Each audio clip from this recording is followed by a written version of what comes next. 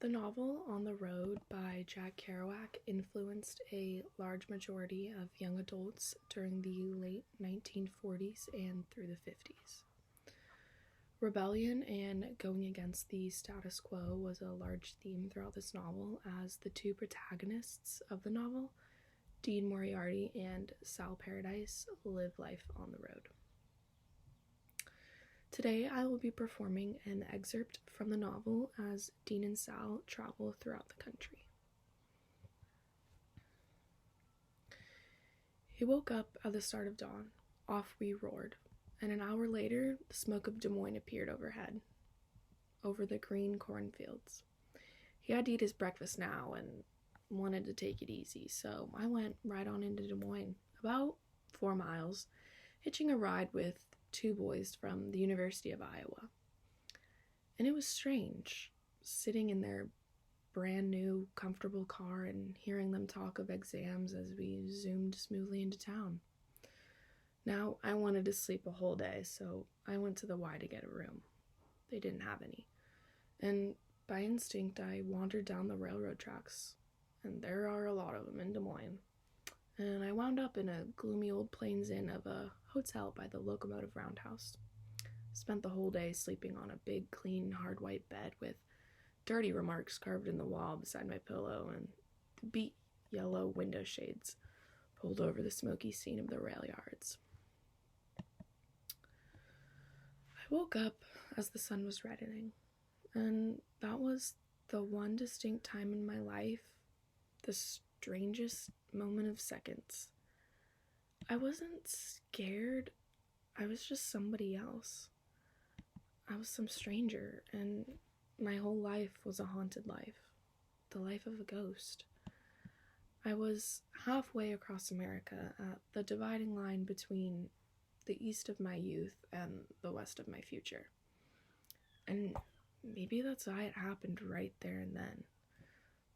That strange red afternoon. But I had to get going and stop moaning, so I picked up my bag and said so long to the hotel keeper sitting by his spittoon, and I went to eat.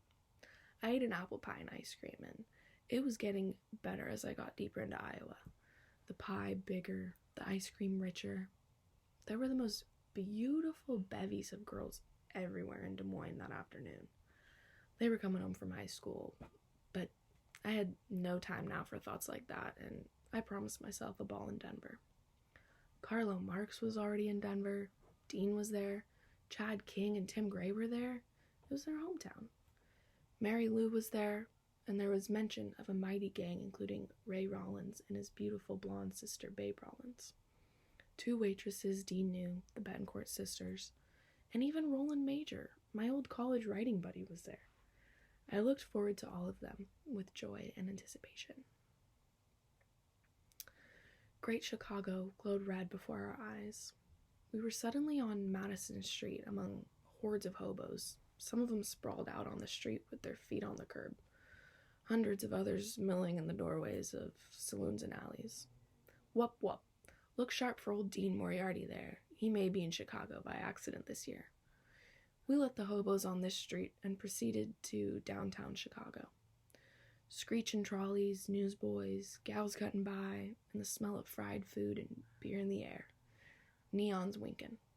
We're in the big town, Sal. Woo-wee. First thing to do was park the Cadillac in a good dark spot and wash up and dress for the night. Across the street from the YMCA, we found a red brick alley between buildings where we stashed the Cadillac with her snout pointed to the street and ready to go. Then we followed the college boys up to the Y, where they got a room and allowed us to use the facilities for an hour. Dean and I shaved and showered, and I dropped my wallet in the hall, and Dean found it and was about to sneak it in his shirt when he realized it was ours and was right disappointed. Then we said goodbye to those boys and were glad they'd made it in one piece, and took off to eat in the cafeteria. Old brown Chicago with strange semi-eastern, semi-western types going to work and spitting. Dean was in the cafeteria rubbing his belly and taking it all in. "Oh man," said Dean to me as we stood in front of a bar. Dig the street of life, the Chinamen that cut by in Chicago. What a weird town. Wow, and that woman up in the window up there, just looking down with her big breasts hanging from her nightgown. Big wide eyes. We gotta go and never stop going till we get there. Where are we going? I don't know, but we gotta go.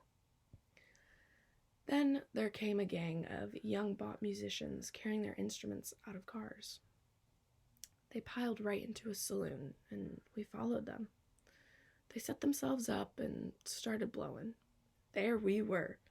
The leader was a slender, drooping, curly-haired, pursy-mouthed tenorman, thin of shoulder, draped loose in a sports shirt. Cool in the warm night, self-indulgence written in his eyes. Picked up his horn and frowned in it and blew cool and complex and was dainty stamping his foot to catch ideas and duck to miss others, and said, blow, very quietly when the other boys took solos. Then there was Prez, a husky, handsome blonde, like a freckled boxer, meticulously wrapped up in his sharkskin plaid suit with the long drape and the collar falling back, and the tie undone for exact sharpness and casualness. Sweating and hitching up his horn and writhing into it, in a tone just like Lester Young himself. You see, man, Prez has the technical anxieties of a money-making machine. He's the only one who's well-dressed. See him grow worried when he blows a clinker. But the leader, that cool cat, tells him not to worry and just blow and blow. The mere sound and serious exuberance of the music is all he cares about. He's an artist. He's teaching young Prez the boxer.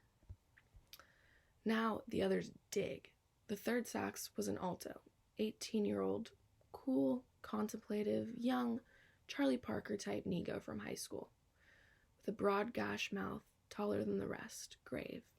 He raised his horn and blew into it quietly and thoughtfully, and elicited bird-like phrases and architectural Miles Davis logics. These were the children of the great bop innovators.